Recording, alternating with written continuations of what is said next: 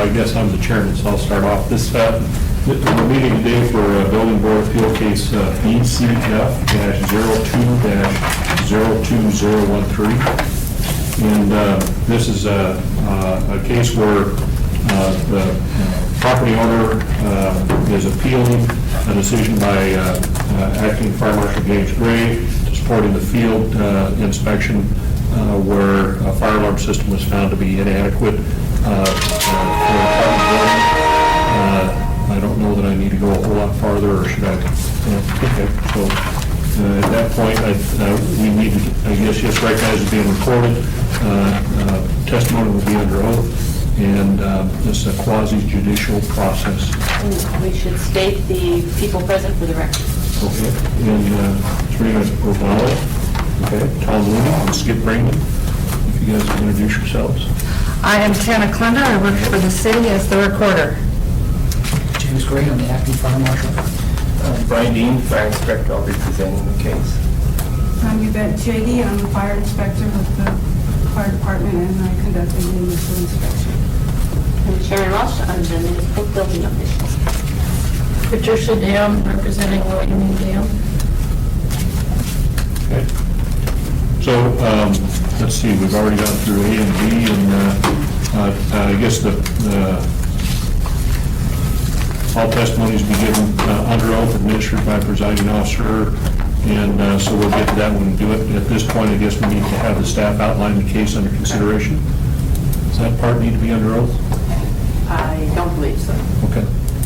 So this is a fairly straightforward case, as you've mentioned already. It's an appeal of a fire inspection notice issued to William E. Dam, Sr. He's the owner of Kings Court Apartment located at 303 East 15th Avenue. The notice directed him to correct deficiencies found within the building's fire alarm system. Specifically, the fire alarm horns didn't produce sufficient sound pressure levels to meet the standard for the municipality, or adopted by the municipality for occupant notification in existing apartment dwellings. Okay. And, okay, so at this point, you have the opportunity to make your presentation. Okay, one of the things that we didn't put in our appeal is that the smoke detectors that are in the bedrooms are 85 decibels. Okay. We need to begin with the oath. And so first thing, who's going to swear in? I guess, do I? You. Okay. And so all testimonies is to be given under oath administered. And so I guess, do you affirm under perjury, under penalty of perjury, that the testimony you're about to give in the matter before us is the truth? Yes.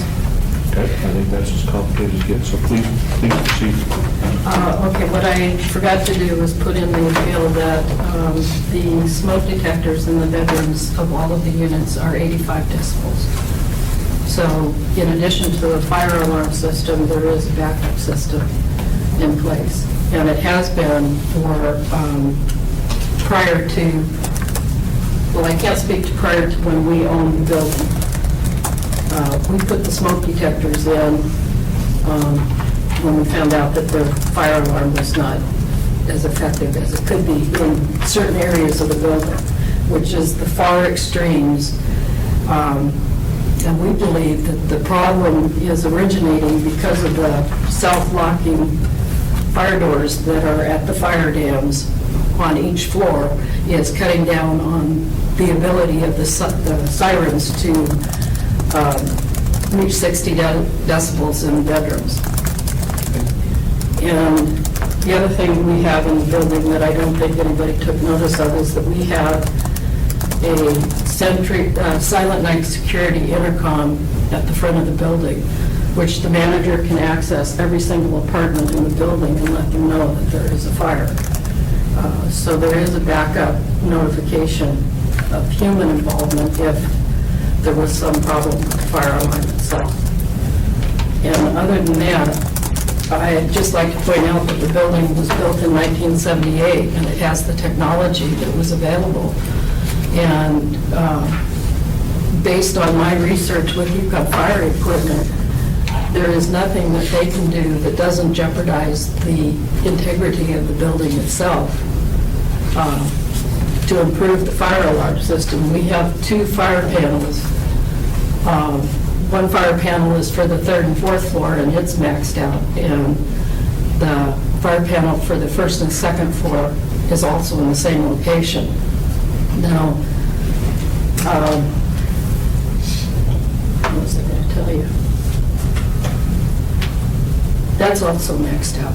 So what they have two suggestions, neither one of which they'll put in writing.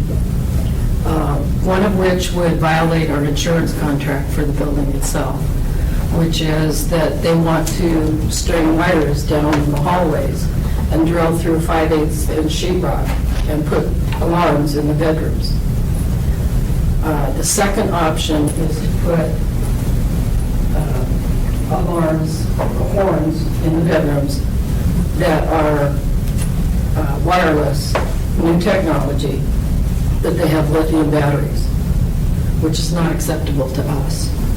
Now, I don't know, my husband normally would handle the fire alarm and the elevator, but unfortunately, he died on March 27th, and then this fire inspection was April 4th. Now, no one else in the family has we have an electrician in the family that's aware of fire alarms, and he has attended hearings on the fire inspections in the past. But this is the first time that we've ever dealt with one that we feel like we cannot enter a contract with Yukon Fire Equipment to do something that jeopardizes the fire security of the building. And that's just the point where we're at. And we're asking the board to waive the 60 decibels because of the smoke detectors at 85 decibels. Can I ask a question? Is it the right time to ask So at questions? this point, you can ask as many questions that you Okay. want, and then when you're done with, you feel your question's been answered, then the staff presents the other side. How would extending the existing fire alarm through the sheetrock and into the bedrooms compromise the integrity of your building? They want to drill holes through the 5/8 inch sheetrock that's on the hallways and the apartments to keep the fires from going from one side of the hallway to the other. I'm an electrical contractor, and we do similar things all the time, and we just simply use fire caulking, and that preserves. I know what you're talking about 44 units, we have 2 bedrooms and we have 1 bedrooms. And there are 8 or 10 one-bedrooms, which means that there are 60 to 70 other bedrooms. And you're talking about going down on the outside through the hallway, because they don't want to go through the fire dams. They want to go down the hallway with the wire exposed and through the firewall, the sheetrock. And we don't want that done. We don't believe it's necessary.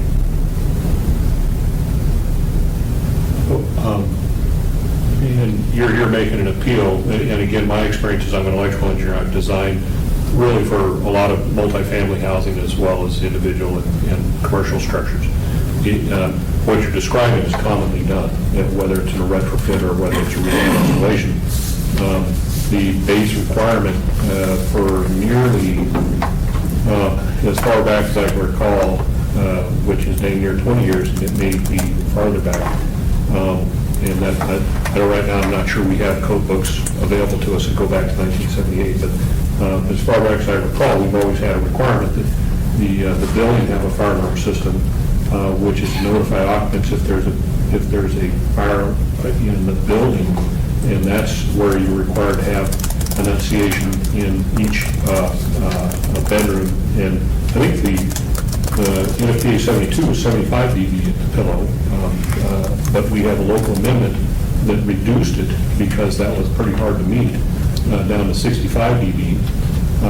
And so we've had that in place for nearly 20 years or more, and that's the building fire protection system.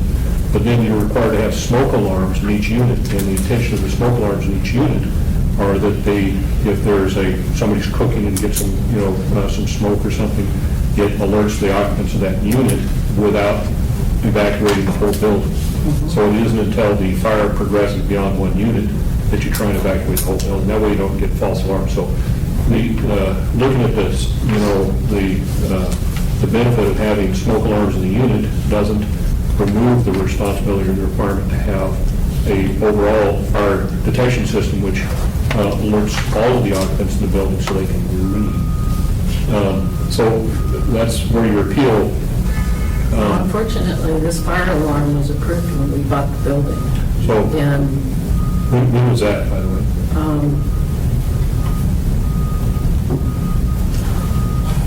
I should have looked it up. It's been about 10 years, Okay.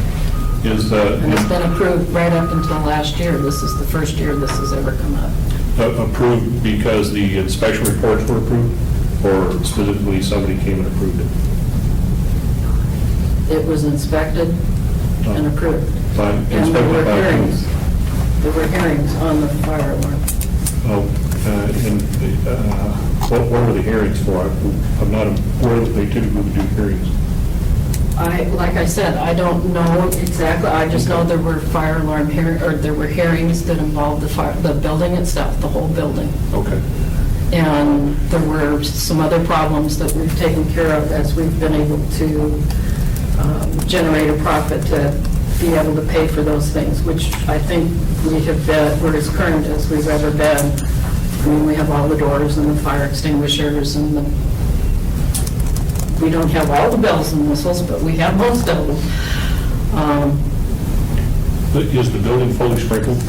No, Okay, sprinkled at all? by the roof. Okay.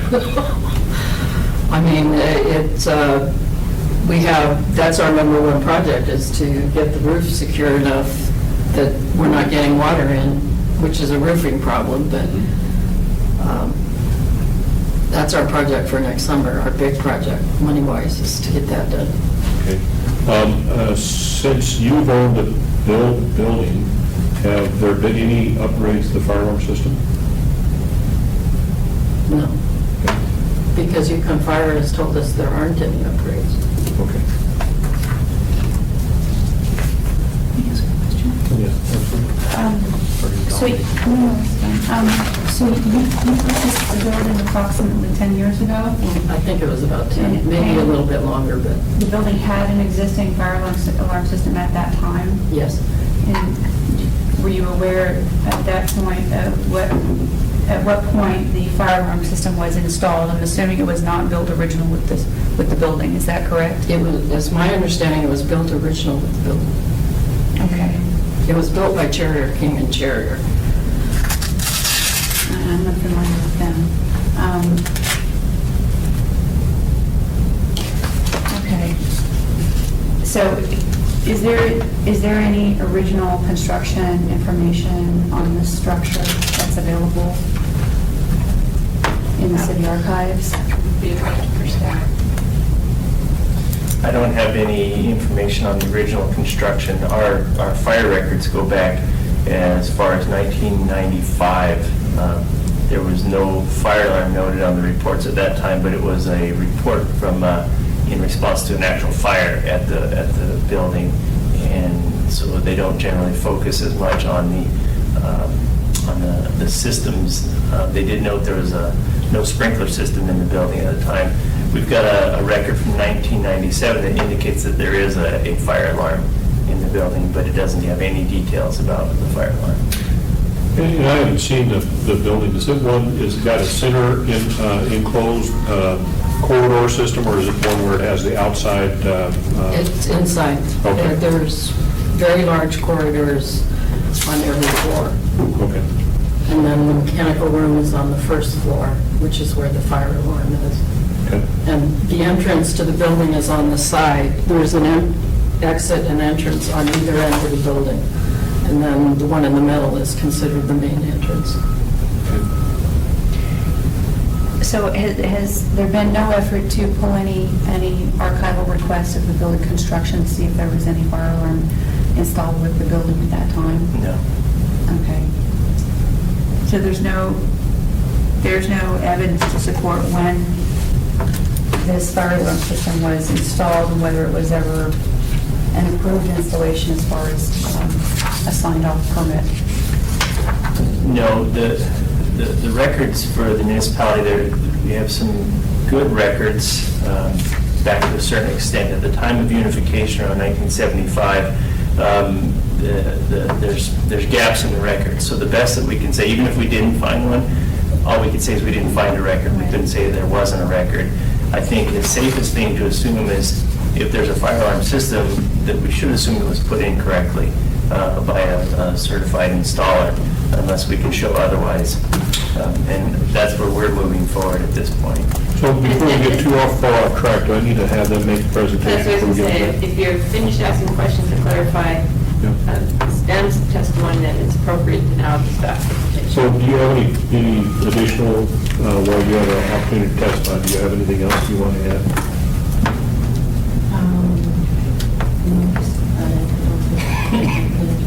Okay. So at this point, the staff can make their presentation as far as their findings and their recommendations. Okay. So I don't think there's any dispute as to the facts about the inspection or the notice of the fire inspection notice, but I'll real quickly go through how we came to this point. Local amendments adopted by the municipality under the 2009 International Fire Code, adopted in Anchorage Municipal Code 2345 Appendix K. It requires fire service companies to provide or to report deficiencies when they do an annual fire alarm test or an annual inspection on their fire systems. If they find deficiencies, they need to report those to the Anchorage Fire Department. So on April 4th of 2013, Yukon Fire Protection performed an annual service on the fire alarm system. And according to the local amendments, they provided a copy of that report to the Fire Prevention Office. There were several deficiencies noted on that report. Among them was that it was noted the audible levels failed in the building. And after they sent it to us, Inspector Yvette Jaggi got the report and sent a fire inspection notice to the owners and indicated that they needed to submit a corrective service report indicating that the fire alarm had been brought up to the standards provided for NFPA 72. Mr. Dam replied to that notice promptly. He sent a letter into the office along with the requested corrective service report indicating that the items that had been called out were fixed. But he did acknowledge... Mrs. Dan, excuse me, Mrs. Dan, actually, was my contact. Okay, we have I'm referring to a letter that was submitted to the file that he submitted to our department in response to the notice. But at the time that he acknowledged in the letter that there was, and then you have the letter in your packet as well, that there is, the decibel level wasn't addressed by Yukon at that time. He wasn't sure why they didn't address it, but that they didn't address it. There was a teleconference that Inspector Jaggi referenced between Mrs. Dam and Acting Fire Marshal James Gray, that discusses the problem with the deficiencies. And it looks like at that time they requested relief from the requirement to fix the decibel levels. Fire Marshal Gray indicated that they would have to provide a more accurate decibel level report than was provided with the original report. What the NFPA requires for annual fire alarm reports is a decibel level at the pillowhead, and it looks like they just did general decibel level readings in the corridors or maybe the common areas, and it's not clear if they had access to the rooms at the time, but they possibly didn't have access to the rooms to take a pillowhead reading. So the dams arranged for them to make another inspection, and they actually gave a detailed report after that. That was in July of this year, 2013. They did another inspection, and they took recordings at the pillowhead, and they found that the sound pressure levels were far below the 65 dBA. that were required for existing apartment dwellings in Anchorage. And as a result of that, the owners were then directed to take steps to correct the fire alarm level, the fire alarm decibel levels. Now, what we want to look at here is the code provisions that bring us to this path. The fire alarm average sound levels are set for new buildings in section 907.6.2.11 of the 2009 International Fire Code. And that's that extra code section that you were handed today. The important part is for existing buildings, it's done through Chapter 46, construction requirements for existing buildings in the 2009 International Fire Code. And there's, as been alluded to already today, it's difficult for places to continually upgrade their fire alarms. So the fire code recognizes that, and they have provisions that are specifically listed for existing buildings, and the knowledge that they can't always meet the complete requirements of the current code. And I'd like to read you an excerpt from the code commentary I have included in the package as well. And it's regarding Chapter 46, 4603.6, fire alarm systems for existing buildings. And what it says is this section specifies the occupancy conditions when an approved fire alarm system is retroactively required in an existing building. These systems must, upon activation, provide occupant notification throughout the area protected by the system, unless other alternative provisions such as an emergency voice alarm communication system are allowed. Now it talks about the exception. The exception recognizes the infeasibility of requiring existing previously approved fire alarm systems to conform to the current code requirements. The existing fire alarm system must be adequately tested and maintained in accordance with section 901.6 and shown not to create a hazard. And that's the crux of what we come to today, is whether the condition of the fire alarm system as it is today creates a hazard or presents a hazard to the occupants. And I think that through the adopted codes, the local amendments took like you mentioned, the 75 decibel level is what the section 901 or 907 requires. And that's pretty stringent sometimes for an existing system. But the Assembly, when they adopted the local amendments, they reduced that to 65 dBAs for apartment dwellings. And that's where we sit today. And the latest report that we have for the King's Court is that they don't meet the 65 dBAs, and in fact some of them go, there's many rooms that go down into the 30s, which is pretty quiet. The exception that is referenced in 4603.6 for existing buildings talks about that buildings would not have to upgrade their existing fire alarm systems if they had one in place that meets the minimum sound pressure levels of 65 dBAs. So if they don't do that, they have basically, if you don't meet the 65 dBAs, you don't qualify for the exception that's allowed in that section of code. Leaves two choices. You can repair your existing system to meet the 65 dBAs, or you can put in an entirely new system. That's basically the only two options that are afforded through the code path there. The stated reasons for the appeal, one is that the smoke alarms are in each bedroom and in the units, and Ms. Dam testified that they produce 85 decibel level. And that's pretty loud, and I don't doubt that they are. The smoke detectors in the rooms are that loud. And they work great to notify you of a fire that's in the apartment, but it doesn't provide notification for a fire outside of the apartment, and that's very important. There's constructed fire stops and fire doors. They'll allow they'll control the spread of the fire. They'll slow the growth of the fire, maybe allowing the fire department to get there, and possibly helping to allow tenants the ability to escape a bit more, but they still need that notification that there actually is a fire. If someone's sleeping, a fire's happening somewhere, even if it's a slow spread, a slow progression of the fire, if they're sleeping, they're not going to get out, and possibly till it's too late.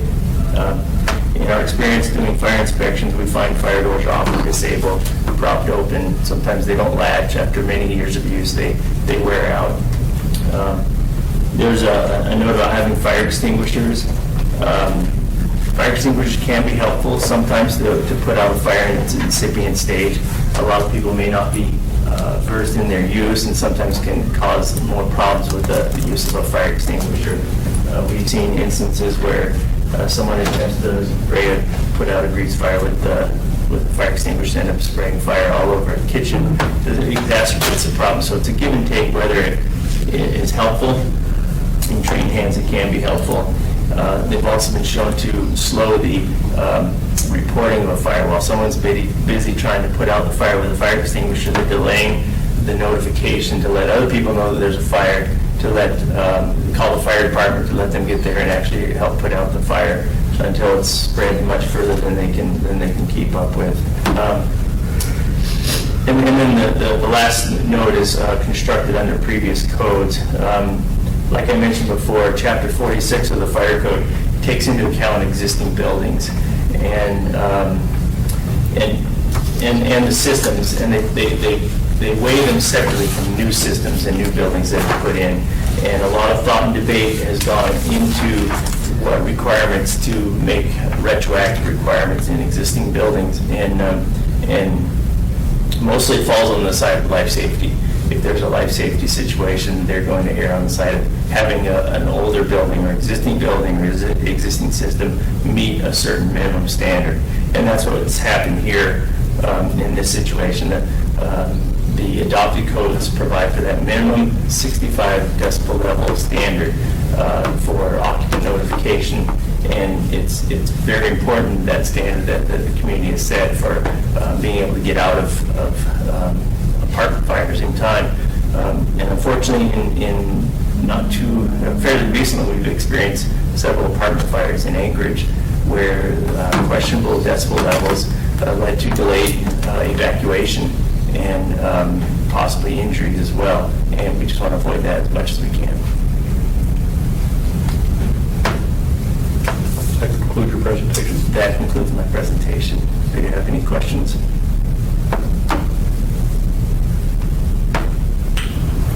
Ms. Dean, do you have any questions of the staff? No, as I understand it, they're saying the whole new fire system is the only option available. And I still have to deal with the fact that Yukon Fire is of the position that the decibels will not be reached in the bedrooms because of the construction of the building. That's a different venue. I mean, I think what we're trying to determine today is a system required, or actually, can we uphold your appeal? And as a consulting engineer, I'm not trying to lobby for business, but me or somebody else could probably help you look at what the requirements are to determine what you actually have to do to comply with the current existing building code. I've actually had them inspect the building and try to do a proposal, and they won't give me a proposal. So at this point, any questions you have for? Well, I would like to just clarify that the two things that the code contemplates is bringing your existing system up to the minimum 65 decibel level, or should that not work, then you're looking at the new system. If there are proposals out there, or ways to bring the level up to 65 dBAs, we're certainly willing to work with you on timeframes to do that. We understand that an old system sometimes takes coaxing and babying along, and we're more than willing to work with you and your contractor, and it doesn't have to be Yukon. There are several other fire alarm contractors out there that might be able to give you different ideas or possible ways to fix the problem. And given that, once you look into those things, if you give us some information on what the options are, we'd be certainly willing to work with you on time frame for making the Well, you're application. talking a couple of years worth of time frame as far as our finances are concerned. So, one note I'd also make, just looking at Yukon's inspection reports, you have a system that has 20 signal devices. You have 7 audible and 13 visual devices. The pole station smoke detectors and heat detectors, which are the initiation devices. I assume that nobody found anything out of the ordinary with those, that those are required in the common areas. Yeah, the indications that that UConn found deficient on those, they corrected all of those short of the decibel levels. So, this is not replacing the entire system. You may have to provide some additional power supplies to power more signal devices. But the existing 2 panels appear otherwise capable of doing it. I'm looking at the panel manufacturer Siemens / Firelight. Siemens didn't get into the business and buy up Firelight until it was about somewhere near the year 2000. And so that's how old the panel is. When it was put in, they should have brought this up to the current code. And so whoever did, somehow that was missed. But the Siemens Firelight and then the SXL-EX panel is a current technology panel. It's not brand new, but they should be able to use that to drive an additional power supply that will power new horn strobes or horn devices. And I don't know that strobes are even required in the bedrooms for that. Just audible, and so that's not as expensive as replacing your entire system. Okay, and it would leave the existing devices intact, but you would just use the additional power supplies to supply the audible devices that are required in the bedrooms. And the easiest way to look at it is the code requirement is at the pillow, so it's easiest to put one in each apartment unit and in each bedroom. And when you go into a hotel room or any other temporary housing place, you'll find the same thing. They always have a horn or horn strobe in each sleeping room. And that's just the common approach to doing that.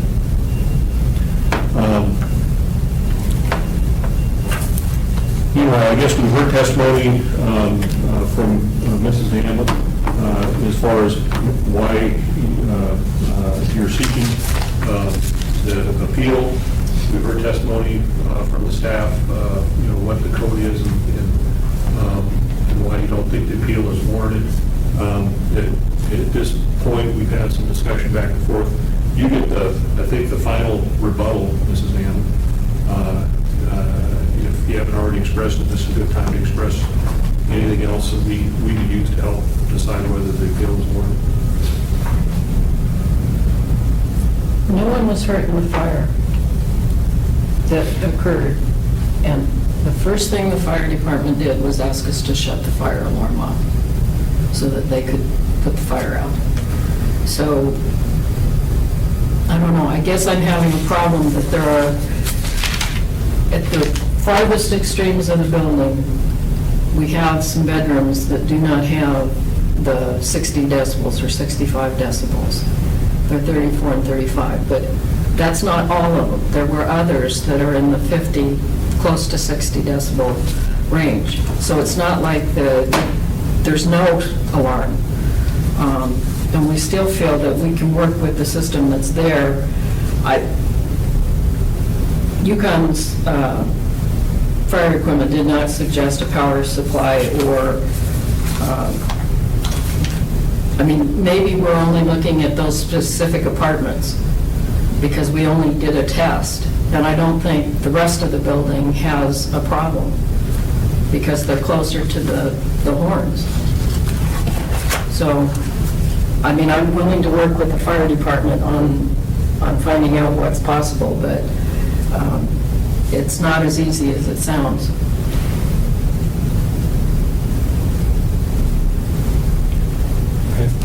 That's it. So just going down through our order of business, let's see, no evidence, the nitty side presented. Let's see, Kayla, burden of proof, we've pretty much gone through all the discussion. At this point, finds the board should be specific, so we need to have a vote of the majority of the fully constituted board to grant an appeal or to not grant an appeal, I believe is where we're at. Do we want to skipping over something? The three of us vote, Correct. yes. That's the fully constituted, that's us, okay? And I don't know that we need to or have any additional debate or discussion on it unless you guys feel we do.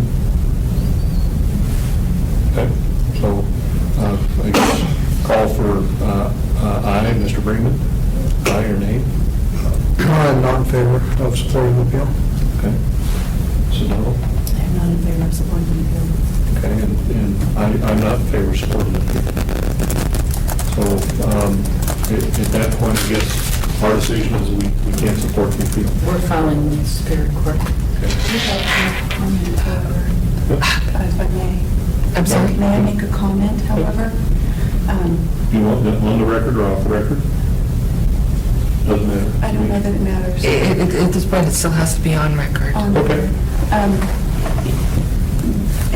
But just to say why, because it's a matter of life safety. The majority of the homes that I'm seeing on the decibel level list do not meet the minimum 65 decibel. These are specific apartments, though, that were chosen for that reason. Right, and there's a significant number of them, but I think that there's, I think what I've heard here today is that the fire department is very willing to work with you on timelines, and I think from the other bit that I've heard is that this panel is young enough that should be able to not have to be worried about putting in a new system. This system can be worked with, it sounds like. And it's very common, having worked in as many old buildings as I've worked in, to retrofit and punch holes and fire call. It's very common and acceptable practice. I'm sure it is, but we're not going to follow that procedure. We're going to the Superior Court. I wish you luck with that. Again, I think, as we've heard today, this is a life safety system. I think all of us, including yourself, just want to We keep it safe. appreciate that. We have people living there, that we have site managers that are there 24 hours a day to perform the fire extinguishers. And unfortunately, we have been, our building has been inspected almost as much as any building in Anchorage. And we have taken it personally, and we are going to seek relief from the cost of doing business. We have no choice. We're not generating enough profit to fix the fire alarm.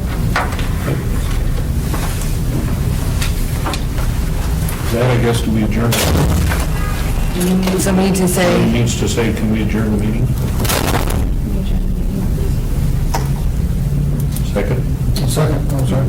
I'd say aye. Aye. We're all about adjournment. I was reading them, I apologize. Just a note, it was unfortunate, the timing of this inspection coincided with it. That's an unfortunate thing. That's the route, I think. We didn't have any idea about that either. But the other piece that's unfortunate is that until she files with the Superior Court,